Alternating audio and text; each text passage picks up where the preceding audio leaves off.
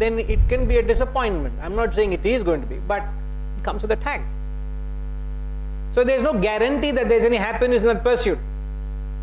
And still, if I were to ask him and ask, is there anything that your mind wants? Perhaps there's something he might say, I don't want to even guess. His mind might want something, which you will feel happy with that. I want to be with my grandchildren all the time. Or I want to, whatever, I don't know. So as long as you are selfish, it is not possible for the world to satisfy your expectations. You got to, from the fourth front, you got to understand the world cannot fulfill or satisfy your likes and dislikes or your expectations. The world out there is not designed to do so. So if you are chasing your own selfish desires, you will find yourself in great disappointment. In fact, the very selfish pursuit is a very stressful pursuit, sir. Extremely stressful. I read the paper, I don't know if you read the headlines today. They caught hold of two guys from somewhere in the north. They have, what company they have set up? What was it? Multi-level marketing. These two guys have been duping people with doing multi-level marketing to the tune of 1,200 crores. And they've caught these two people with assets worth of 200 crores. They brought them to Hyderabad. They could get properties worth 200 crores. And they've duped 1,200 crores. Now what is it that would have prompted them? Their mind is tempted. They've fallen a prey to that mind. There's an easy way out. Of late I've been watching a documentary, and I recommend you all to watch every evening 7 p.m. the documentary called Ultimate Airports. National Geographic, it's coming, just watch. Past few weeks they've been showing how the Peruvian airport, the Peru airport in Peru, they catch people, how they smuggle drugs. And they have the eye to pick up that passenger who is carrying. Invariably, they swallow drugs. Liquid drug is swallowed, and then they scan them and they catch them. And each one carrying 25 sachets, 40 sachets, 50 sachets of drugs. And the longer it is in the body, it is deadly for them. Because one packet ruptures, you're killed, you're finished. They're carrying 50 packets of drugs. And when they're caught and they are interviewed,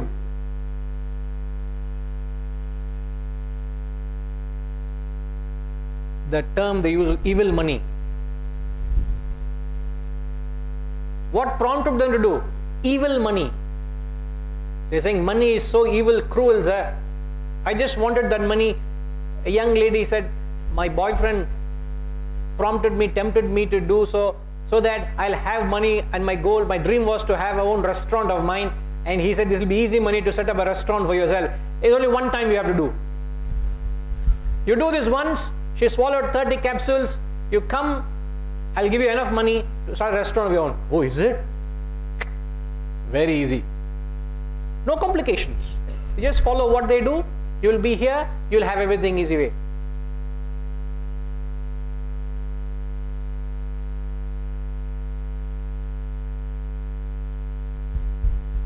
What guarantee is there you and I will not fall for 1,000 crores, 200 crores, 500 crores? Manish, somebody offers you 10 crores. A job, 25 crores. Okay, 50 crores. Man, not only me, my next 2 generations are taken care of. If I have assets worth of 50 crores, 100 crores, finished. Done. I'm done for life. Not my great-grandchildren taking care of life. Isn't it? Huh? She can go to Trinity also.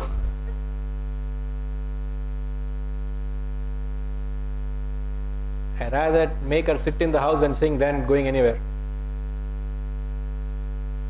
In the Gita he says, those who cook for themselves.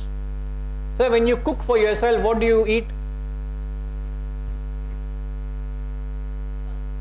Huh? Definition change pandringa neenga. When you cook for yourself, what do you eat? Young girls, what's your name, ma? Anushka. Yourself? Janvi. So nice to see you both here. Anushka, when you cook for yourself, what do you eat? Your daughter? Oh, both are daughters. Oh, nice. How old are you? 13. Good. Don't allow the father to answer. I'm asking Anushka. What is this going on? Anushka, when you cook for yourself, what do you eat? Simple question. Don't have to think so hard.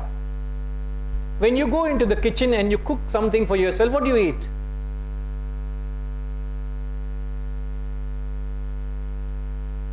Don't you eat what you cook? Isn't it simple, no? When I cook something for myself, I only eat what I cook. But interestingly, in the Gita elsewhere, he says, those who cook for themselves, he says they eat sin. They eat sin. They don't share. So all your life, if you are only cooking for yourself, you eat sin, he says. You are leading a selfish, self-centered, self-aggrandizing life. You are only incurring sin. What is sin? Mental agitations, agony, pressure, stress, lot of pain, lot of agony. There is no joy in a selfish life. I can't teach that to you. If your experience can teach you that, please learn from that, sir. As you say, you have grey hair, your experience. What has experience taught you? The more selfish you are only going to be miserable and unhappy. You're going to eat sin. You either realize that today, or you might realize it someday in your life. So you want to get some, you want to do some good to yourself.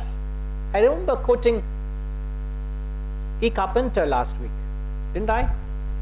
The only way you will do good to yourself is by clean drop thinking about yourself. If you can stop thinking of yourself, that very day you will start, that very moment you will do good to yourself. But as long as you're thinking of I and my all the time, that there is no way you can do any good. You'll only be destroying yourself unknowingly. It's a silent killer. So how do you come out of these clutches of these selfish desires? Every one of them are caught up in it. It's like a snare. I've told you earlier, Swami Ramatirtha calls it as snares of 99. It's like a batsman who gets out at 99. What does he want, Anushka? 99 somebody gets out. What does he want?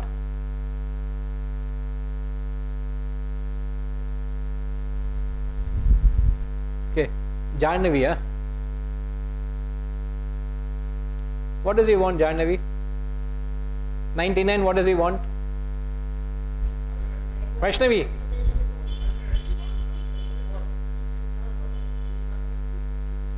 A person at 99 curses himself, not that he has scored 99, I missed that one run. He wants that one.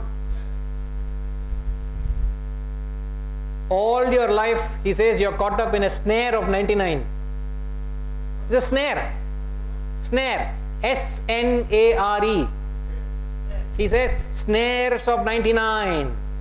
What's a snare? Sorry?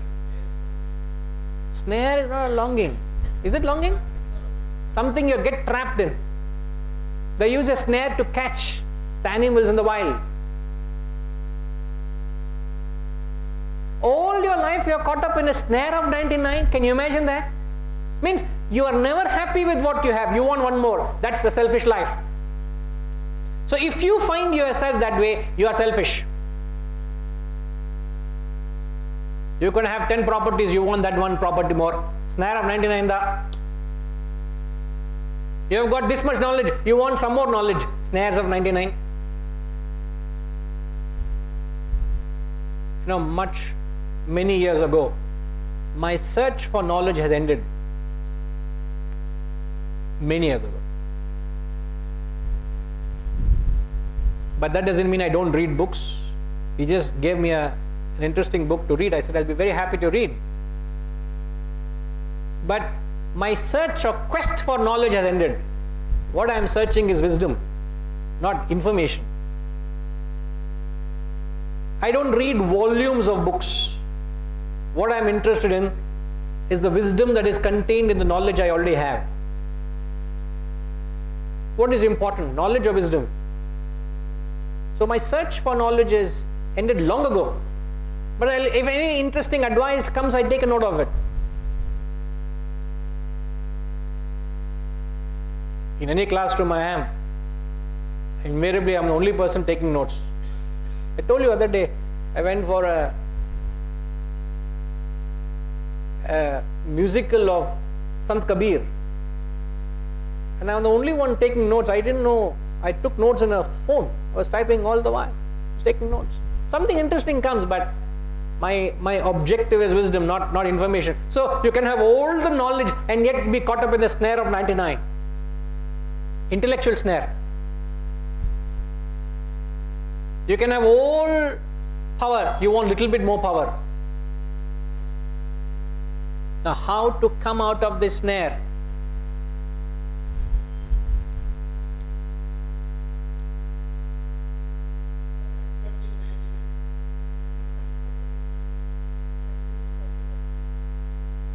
By accepting, first of all, take a stock of your life. Where am I? Awareness. You know, the only way you can come out of it is by pitching up a goal or an ideal or having a purpose in life. Again, these are all familiar terms with a different connotation. So the moment you say a goal, it has to be beyond your selfish interest.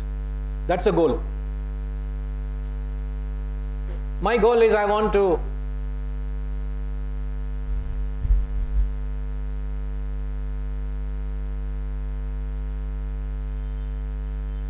by the time I'm 45, I want to have a couple of $1 million in my account.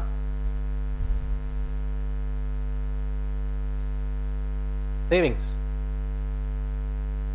That's not a goal. For whose sake are you wanting 2 million in your account? For whose sake? Obviously for my sake. As long as there is an element of selfishness, it defeats itself as a goal. It's never a goal. And as long as it's not a goal, you are back into selfish category.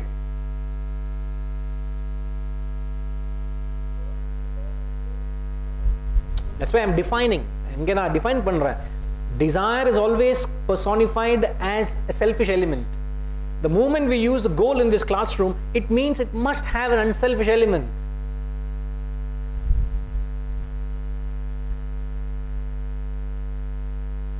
As long as it accommodates or interests a larger cause beyond yourself, you're okay. As a mother, you are interested in the welfare of your family. That's a goal. Vis-a-vis thinking only about your own welfare. Do you see the difference? When you cook, you don't cook for yourself, do you? You cook for 3 people or 4 people in your family. Are you not accommodating their interest in your actions? Even at the cost where there is nothing left for you, you will be very happy, don't you? You wouldn't complain that, oh, you didn't leave anything for me. No. Wherever there is a goal, there is a spirit of service and sacrifice. But now home has become the boundary. It should be the center of your love and affection. You have drawn a boundary around that home. There you go. There you fail. So what gives you a direction from a directionless life is a goal, an ideal, a purpose. Now how lofty can there be a goal? You know, when these sportsmen, when they listen to the national anthem, when they see the national flag being hoisted in a major tournament, you know, they can't contain themselves. Have you seen that scene? They become so emotional. They start shedding tears, and they're holding that, they're hugging onto that flag, and it brings goosebumps to you. And today there's a debate whether should I stand for a national anthem when it's played in a theatre. You have the arrogance to question, to stand 2 minutes for a national anthem being played, and yet somebody is shedding a tear and he is breaking down when they see the national flag being hoisted. What is the difference? The same national flag, the same national anthem, it means so much to one, it means a nuisance to another. I don't have to tell you which is what.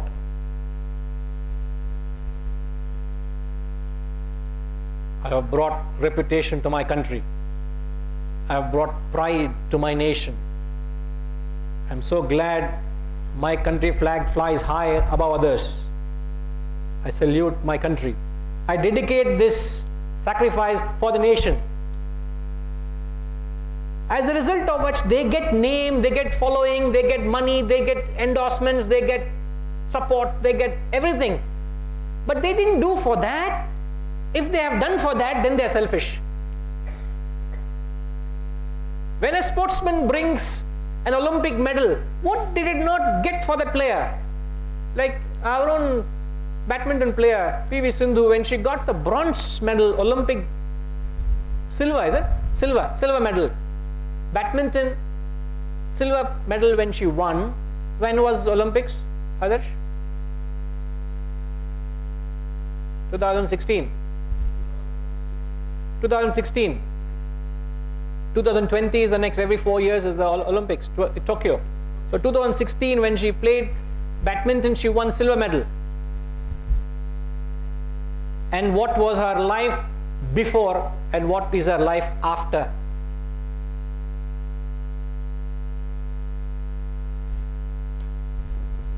She is showered with wealth. The governments are showering her with property, recognition, endorsements. The whole country stops when she is playing a tournament. There is name, there is following, there is everything. But if she has done only for that, then it is very shallow pursuit. But the fact that she has got it is because she has gone through a great amount of sacrifice to play for the country. So the country is a goal. The same act of playing badminton you can do for yourself or for a larger cause.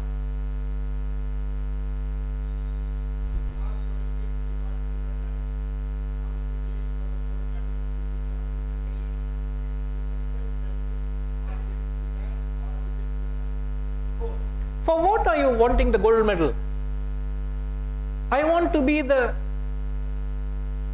bring gold Olympic. No Indian has ever achieved it. If she thinks that no Indian has ever achieved, I want that to be achieved. On behalf of India, she is representing 1.3 billion people. Is it selfish or unselfish?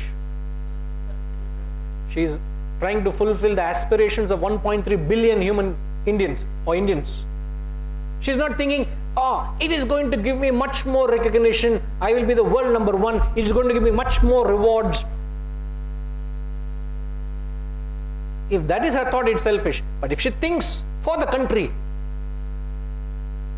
much more if she says, I want to raise the bar for the game of badminton itself.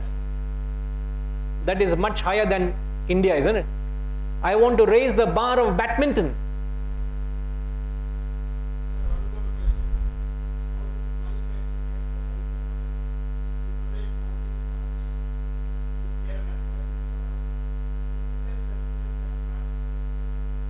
Don't measure an action by itself as selfish, unselfish, selfless. People donate for recognition.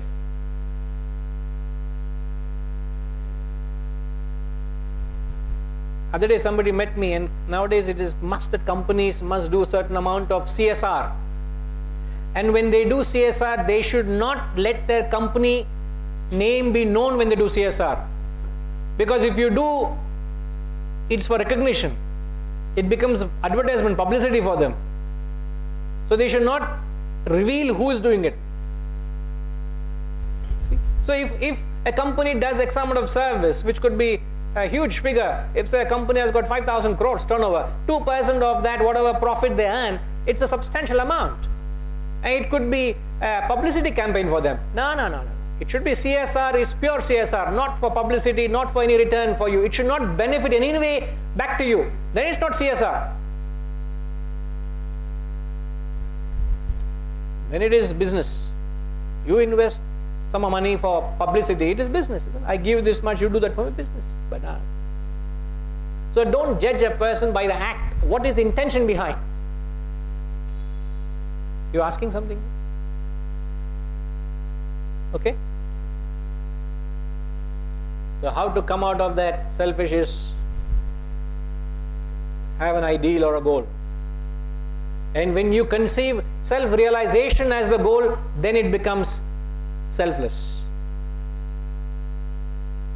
The highest of all goals is to realize yourself. Then only you become selfless. Otherwise, you're just caught up in selfish and unselfish.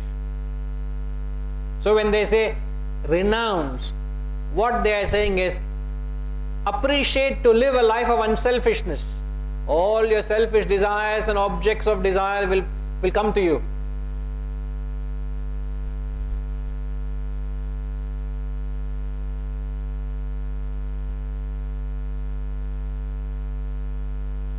And there are grades of unselfishness. So if you have 2 loaves of bread, you keep one with yourself and you give the one to other. Selfish or unselfish? You're giving 1 loaf of bread. Unselfish, partially unselfish. You have only 1 loaf of bread and you give it away to other person. And I would also say also unselfish. Or you can categorize selfless, but even in unselfishness there are grades of giving. To what level can you go?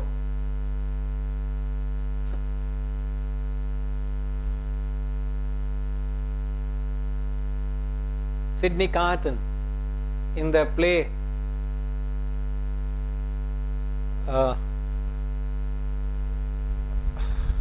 Great Expectations by Victor Hugo. Victor Hugo writes a play, is it Victor Hugo? Great Expectations? Charles Dickens, not Victor Hugo. Charles Dickens writes Great Expectations. If I'm not wrong, the same play, Sidney Carton, he falls in love with a girl, but he realizes another person, she loves another person far more than him, and the other person is going to be guillotined. You know what's guillotine? Chopped, head chopped, going to be killed. So no, it's not Great Expectation. What am I saying? The Tale of Two Cities. By who is Tale of Two Cities? Charles Dickens. The Tale of Two Cities, not Great Expectation, I'm sorry. And the Tale of, both are by Charles Dickens. But the Tale of Two Cities, his dear friend, he also is a friend of him, but he knows this lover of his is in love with him. And she is very, very emotional, in grief, because she knows he's going to be killed. So what he does, He somehow finds his way into the prison and gets him out. And he goes in his place to be guillotined. And just before being guillotined, these are the last words of the play Tale of Two Cities. It's a far, far better thing I do. It's a far, far better place I go to that I've ever known. He gave his life away for his dear friend. It's a far, far better thing I do that I've ever known. It's a far, far better place I go to that I've ever been.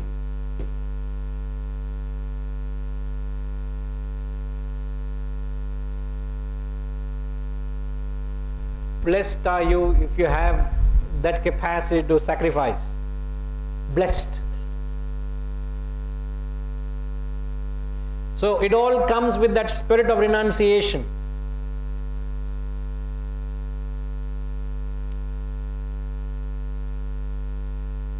There were two monks who were walking and they had to cross a river, go other side. One monk had the approach of accumulation. He used to acquire. Being a monk, he used to acquire. Another monk was a man of renunciation. One was man of accumulation, another man of renunciation. By the time they went to the river, they found the ferryman there, and this man put his hand in his pocket to. You should be the first person to put your hand in the wallet wherever you go. The thought must be there to give. The thought, the readiness. What protects you from that eating sin, Anushka? What protects you from eating sin is the readiness to give. Never hesitate to give. Never ever. So helplessly he put his hand in his pocket, but he found his pockets were empty. Because he was not a man of accumulation. Then the other fellow said, now you know that money helps. And he took the money and he gave to that ferryman. And he started giving him a lecture on the importance of acquiring and denounced him the philosophy of renouncing. Having empty pockets. What's the use? It didn't save you. If I was like you, we would have been devoured by wolves and bitten by snakes. On the other side, there is no village there. Yeah, we are safe. Now you see what money does. To which he said, my dear, no doubt it was the money that saved, but it was not the possession of wealth, but actually it was the dispossession of wealth that saved you and me. The fact that you were ready to renounce or parting with wealth helped you, not the possession of wealth. Subtle. Very subtle meaning. It is not the possession, but it is the dispossession of it that gives you happiness, that gave you life, that gave my life. If you held on to your wealth, it would not have given you a life, it would not have spared your life.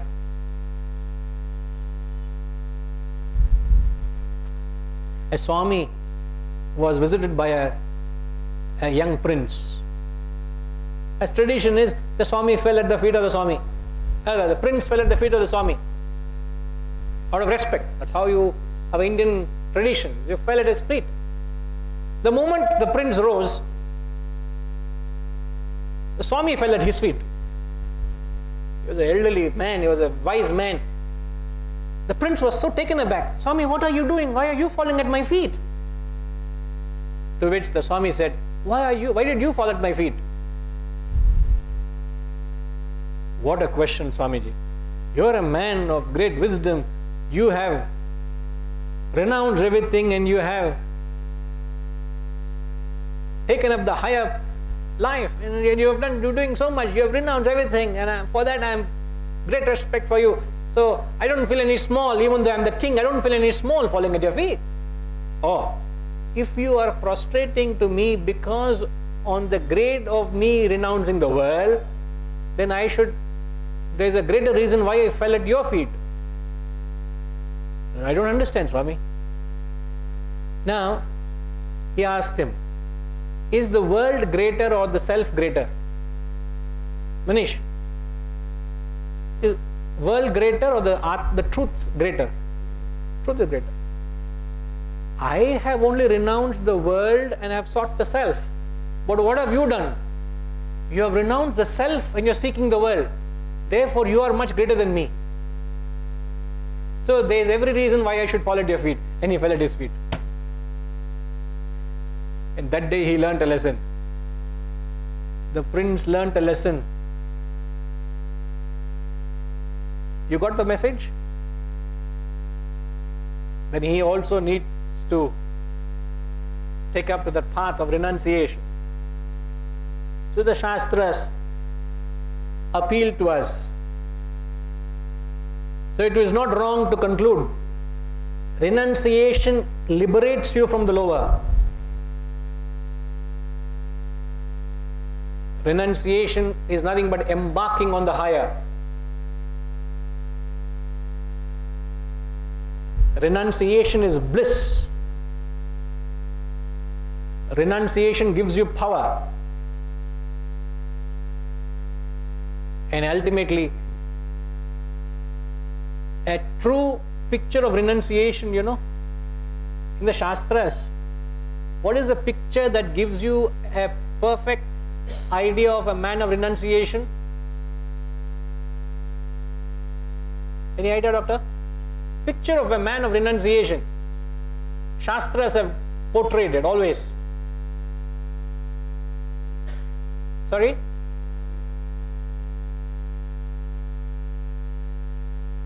I wouldn't be asking that if it was a saint. Isn't it? The fact that I'm asking it cannot be a saint. I'm not a straightforward person, sir. Means there's a hidden message in that. And the Shastras have taken that methodology to teach us.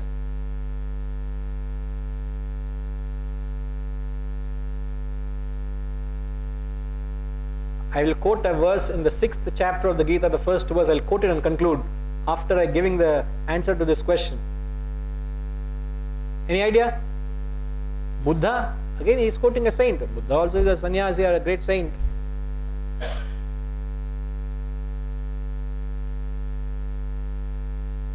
Any guess, ma? Rama? I'll give two chances to everyone. So don't feel disappointed. Huh? Multiple choices. Multiple chances. Yes, sir? A mother? Why do you say so?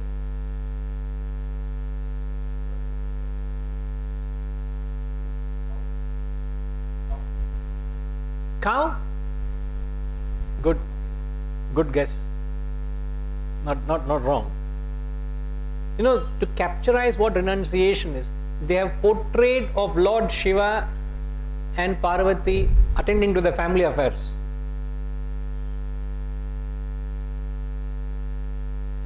This is the picture of renunciation. Lord Shiva and Parvati attending to the family with their kids, Subramanya and Ganesha. They have used that portrait to convey a picture of renunciation. Not a Swami sitting amidst an anthill, doing meditation, standing on a single leg. No, that is not renunciate. Not someone who has given up everything, who is living in the woods, who is a sannyasi. Nay. A picture of Shiva.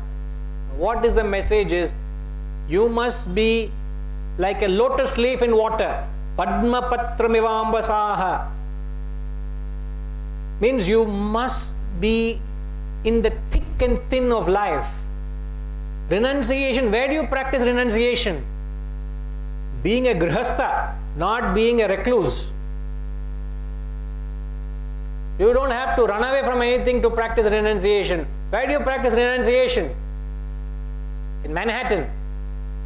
in Chowpatty, in Charminar, right? In the thick and thin of your business, you must be able to embrace the higher spirit of unselfishness and renounce the selfish attachments and ego and selfish desires. Where? While you are acting, while you are functioning, which means you must live a life full of action, never abandon. And yet our Shastras are misunderstood. Today, our definition of a sannyasi is one who wears ochre robes, one who leads a certain life of restraint. He's a sannyasi. In the 6th chapter, 1st verse, he says, Anashrita karma phalam karyam karma karotiyah sa sannyasi sa yogi na niragnir na chakriyah. Anashrita karma phalam, he who does his bounden duty, karyam karma. I just said, I could be doing this action as an obligated duty with no desire. I am bound myself to you all. Every Sunday I'll come at 5 o'clock and come from 5:15 to 6:45 plus minus. I'll conduct the Gita class. Whether you come or not, I'm here. My obligation. So what brings me here? I'm doing my duty. That's all.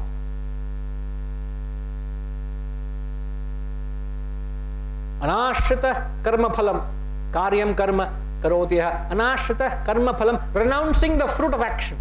What you do thereafter, I have renounced the fruit. I have no control nor interest in the fruits of my action.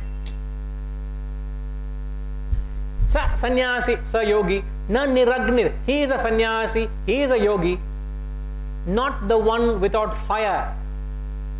I said, what is the fire?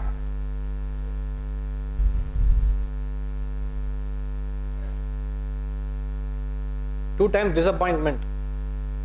1.5 hours they have explained.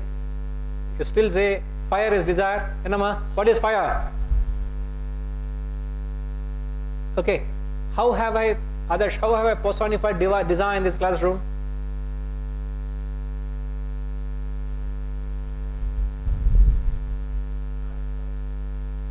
Anything which has a self-gain, we have portrayed it as desire. Now I am giving a definition of a sannyasi. So what that fire symbolizes? Desire?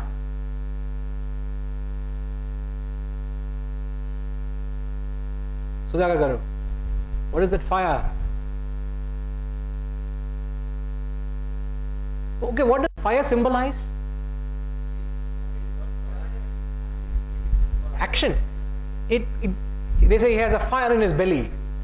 He gave a fiery speech. It means there is that fervor, there is that, it means something. It's just not any dead wood. Fire means achiever, energy. So he says a sannyasi is one, not the one without fire. So what does a fire mean?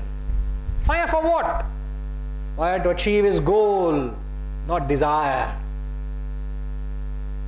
They've always denounced desire. They have personified a goal. The first line he says, he who has renounced the fruit of action. Fruit of action is renounced. Anashrita karma phalam. Karma phalam renounced. Anashrita. But he has the fire for the higher. So then when you are unselfish, you have no selfish desires, but then you have the fire to serve a cause.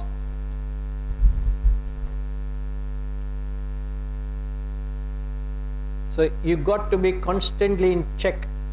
Which is it more intense? Is it my selfish pursuit, or is it desire, or is it the goal or the purpose or an ambition or an aim in life?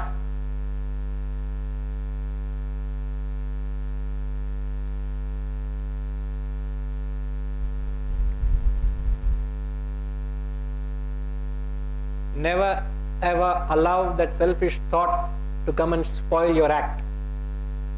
That selfish thought, one selfish thought is like a drop of lime in milk. What does it do? spoils it. Examine your life, sir. Wherever there is selfishness, it spoils it. And where there is no selfishness, you will see the beauty of life. You'll see the grandeur of what I'm saying.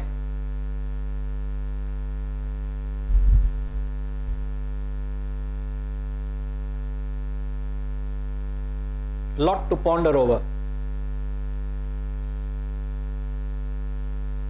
So you got to weed out, and the only way you can weed out is to replace it with something else. It's like you use a sharp object to remove a thorn. Perhaps you use a thorn to remove a thorn. So you want to get rid of a selfish thought, you must use another thought to replace this thought. So you got to use something better to replace the lower.